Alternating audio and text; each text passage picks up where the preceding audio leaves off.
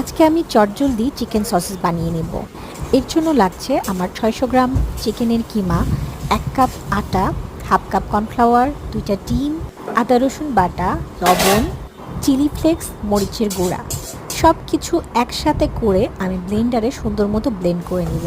আর পরিমাণ মতো লবণও দিয়েছি। দেন একটা সুন্দর মতো ডো ক্রিয়েট করে ফেলবো। তো দেন আমি হাতের সাহায্যে একটা ট্রেতে করে এরকম লম্বা লম্বা সুন্দর করে একটা শেপ দিয়ে নিচ্ছি।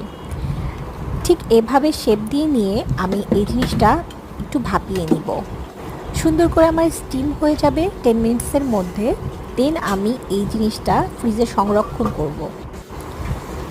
সসগুলো 6 মাস পর্যন্ত ফ্রিজে রেখে খাওয়া যাবে। তো আমি সেটা সুন্দর করে একটা পলি দিয়ে যাতে গায়ের সাথে না লেগে যায় এটা সুন্দর করে সংরক্ষণ করব ফ্রিজের মধ্যে। আর আজকে খাওয়ার জন্য আমি 3টা মতো সসেস কেটে নিয়েছি ছোট ছোট স্লাইস করে।